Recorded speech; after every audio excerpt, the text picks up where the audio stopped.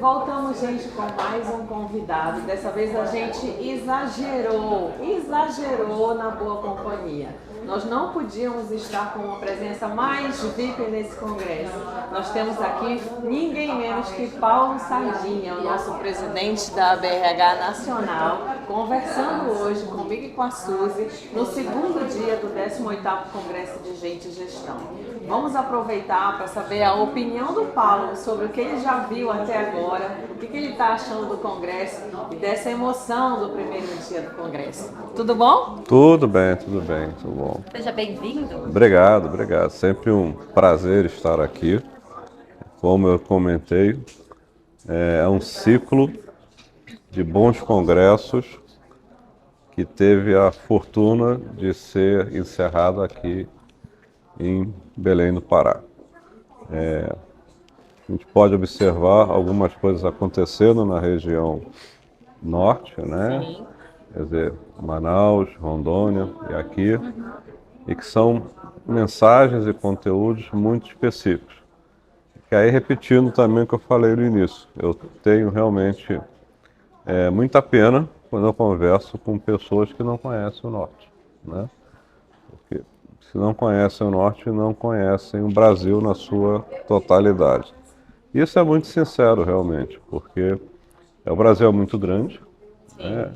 A gente tem essa variedade, essa diversidade toda à disposição e precisarmos ter um incentivo maior, uma mobilidade maior para conhecer, porque assim, não há, por outro lado, alguém que chegue para mim e diga assim, fiz uma viagem pela primeira vez, né, ao norte, conheci lá Belém do Pará, conheci Manaus, e tive um impacto muito grande, né? É como se estivesse fazendo uma viagem para fora do país. Eu digo, não, é dentro do nosso país. Por incrível que pareça. Isso é o bom, né? Belém, por exemplo, é uma cidade em que você tem marcos históricos, centenários, né, de como é que esse Brasil surge, como é que esse Brasil esteve colônia, passou para a República. E isso tudo a gente acaba vendo refletido na grade que a gente observa nesse congresso. Uma evolução muito grande nessa gestão de vocês, parabéns por todo o trabalho que vocês fizeram e está se refletindo aí na satisfação que a gente escuta para onde vai das pessoas que estão aqui. Num sábado, né? Num sábado.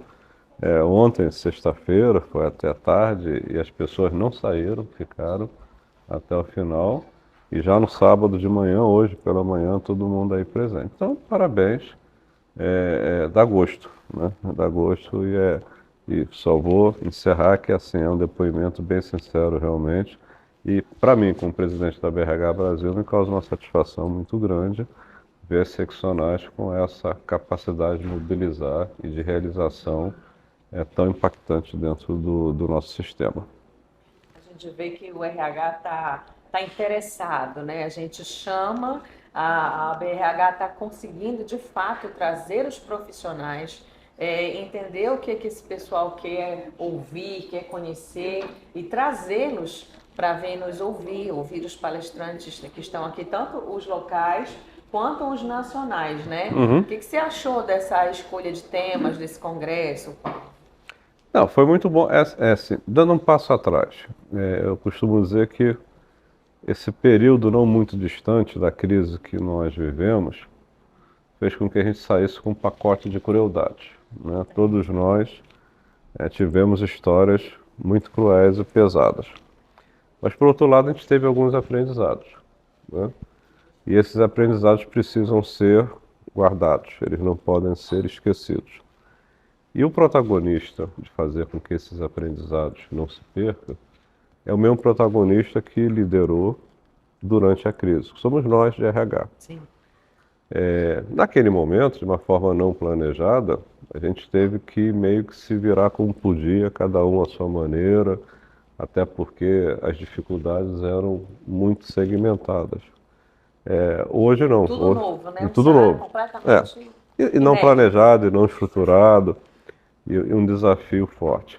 Esse momento é o momento de, primeiro, não deixar de lado esse protagonismo que o Conquistar. profissional de RH conquistou, né? E que foi atribuído a ele. Na verdade, é o seguinte, não foi nem conquistado, foi atribuído a nós, né? Porque naquele momento, quando a gente pensa em organizações, eu não estou esquecendo nem o pessoal da saúde que foram heróis à parte e Sim. que estão lá no topo de tudo que a gente viveu, né? Mas quando a gente pensa em organizações, e sem desvalorizar o papel de ninguém, dois personagens foram muito importantes, a presidência e o pessoal de RH, porque eram deles que todos esperavam a resposta. Então, foi um protagonismo atribuído literalmente, que aí sim, né, acho que a gente tem que manter positivamente como uma conquista para seguir adiante. E o principal legado era não deixar escapar a questão das aprendizagens que nós tivemos, porque assim, esse enfrentamento nos fez lembrar, inclusive, de que muitas coisas não podem ser uma dicotomia entre o que se diz e o que se realmente pratica. Então, isso tudo tem que ser guardado, respeitado, inclusive em memória de tantas pessoas, né, que efetivamente não estão mais conosco no dia de hoje. Então, essa é uma questão muito forte. E fazer de uma forma organizada. E nesse momento é que a gente lembra da BRH como um ponto de convergência, um ponto de reunião e de união, como está acontecendo aqui no Congresso. Eu tenho certeza que o que está sendo visto, discutido, compartilhado, experienciado, vai fazer com que as pessoas que chegaram aqui, eu brinco de uma altura, vão sair com uma altura ainda maior, porque foi possível preencher com valores significativos a partir do que a gente viu nesse congresso. Paulo, uma coisa que a gente observa, eu e Rosani, até por conta do projeto do podcast, é que o nosso estado, particularmente falando, o estado do Pará, ele é muito grande. E é muito difícil para que pessoas do nosso estado, de modo geral, possam estar em eventos como esse. Porque nós temos aí tempo de deslocamento, custo que é elevado, então é muito difícil para algumas pessoas. Em compensação, fazer parte de um grupo organizado como a BRH é uma possibilidade para várias pessoas, independente de onde estejam, porque a BRH consegue oferecer uma série de coisas para os associados, né? Apesar de nós três sermos altamente suspeitos para defender a BRH e para levar a BRH para todos, o que tu considera hoje como grande diferencial que um profissional de uma área remota, que um profissional de um município mais distante de uma capital, como a gente tem vários aqui no estado do Pará, o que tem de relevante para ele de fazer parte de um grupo como esse? Fora o network, que é algo bem evidente. Não, olha só, é fato que os custos estão proibitivos. Sim. Né? Quer dizer, hoje, quando a gente está falando em uma mobilidade, a gente sempre esbarra realmente nos custos que se elevaram no torcer. Mas eu costumo dizer o seguinte, sem desrespeitar a realidade do custo, tem a questão do valor. O valor que se obtém, que se consegue, quando a gente faz um esforço adicional para... Então, assim, a gente tem que pesar os custos, mas tem que pesar também o valor daquilo que a gente pode obter, né? Fazendo um esforço adicional. Cada um, claro, dentro do seu limite, dentro das suas realidades. Em relação à questão do profissional, que aí pode ser em qualquer momento, eu costumo dizer o seguinte, mais do que uma pessoa talentosa, eu gosto de uma equipe muito bem azeitada, vamos assim dizer, né? Porque a construção coletiva, ela pode ser até mais aprimorada com alguns talentos. Mas a construção coletiva não depende necessariamente de talentos, né? Porque o resultado de pessoas que se juntam é uma construção potencializada. Não é uma simples soma, como a gente sabe muito bem. Assim, um profissional, seja lá onde estiver, tendo a oportunidade de encontrar profissionais tão bons como eles são, né, tem potencializado as suas capacidades, as suas expectativas. Então o resultado é sempre muito bom por essa construção. Eu arrisco a dizer até que, eventualmente, algumas coisas que se obtêm numa construção coletiva não pode ser obtido de nenhuma maneira, principalmente uma forma individual, né? Então, para mim, eu fiz psicologia, eu brinco que eu fiz psicologia há tempos atrás, né? E durante um período da vida eu estudei sobre a questão de terapia, né?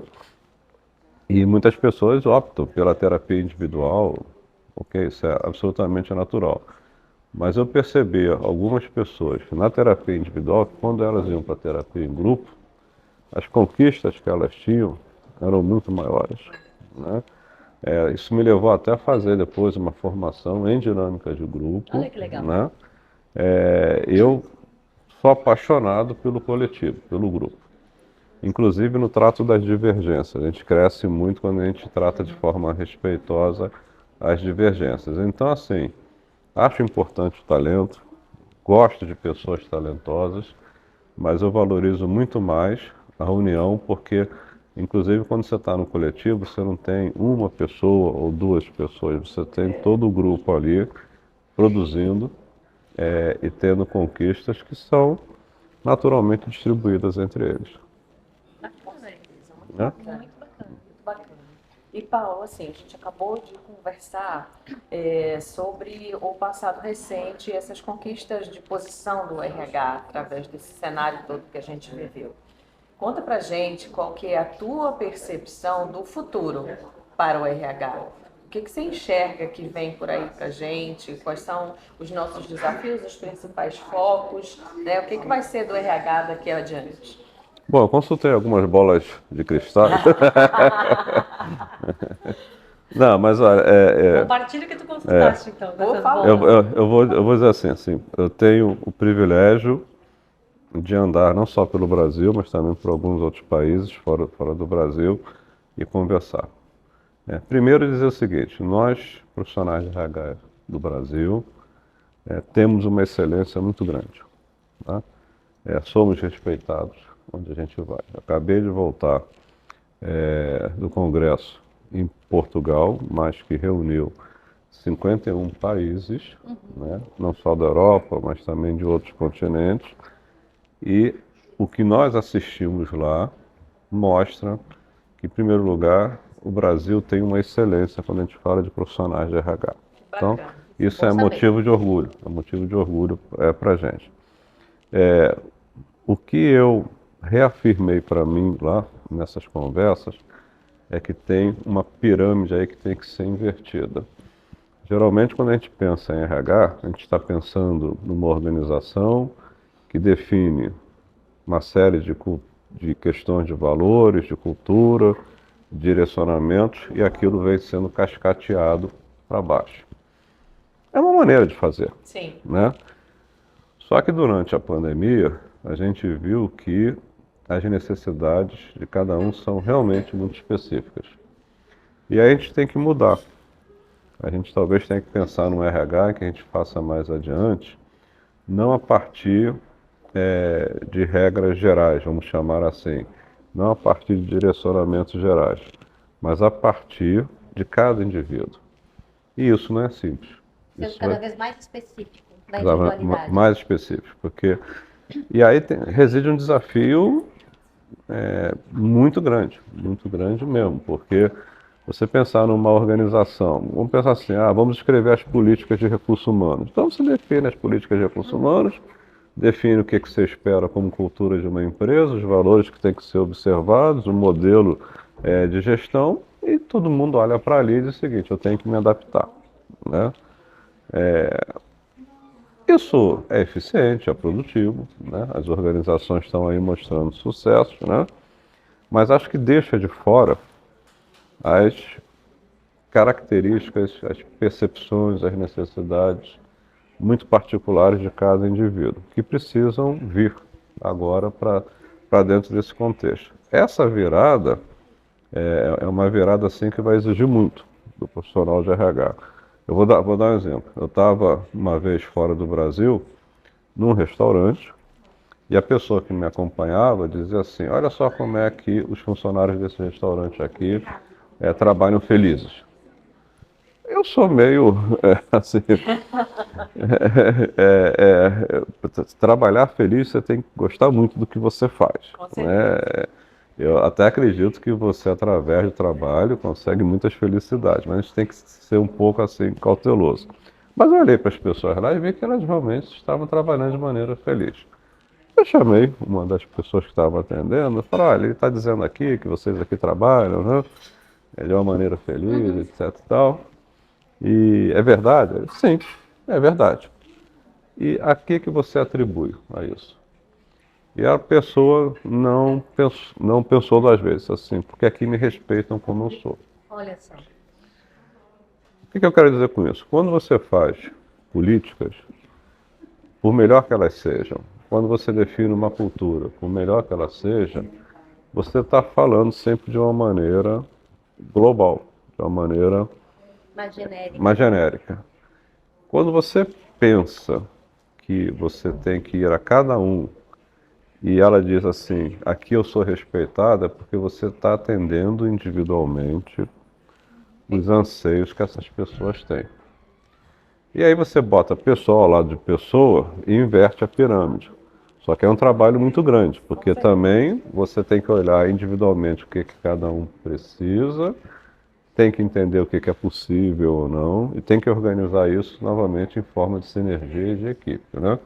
Mas é uma coisa que talvez a gente tenha que pensar em que essa construção de recursos humanos ela não parta tão somente, né, de questões genéricas e parta de um conhecimento mais profundo do que cada um deseja, do que cada um precisa. Porque foi isso que aconteceu na pandemia. Sim. De repente, na pandemia, as organizações tinham que olhar a situação de cada um. Tinha gente que, por exemplo, se você falasse home office, assim, eu não tenho condição de ficar em casa fazendo home office, né? Outros tinham, outros eram perto, outros eram mais longe. Então, a pandemia trouxe uma lembrança de que os indivíduos, como a palavra diz, são individuais e precisam ter necessidade. É um trabalho, como eu disse, muito grande, né? Mas eu acho que é uma oportunidade para a RH ampliar o valor que ele tem para as organizações, olhando não só o conjunto, que tem muito valor, como eu disse, né? Mas também um olhar para cada indivíduo, né? De uma profundidade um pouco maior, para que a gente volte a refazer esse conjunto de uma maneira mais representativa, mais segura de que a gente está tendo um coletivo que é fruto do respeito profundo por cada indivíduo que está ali.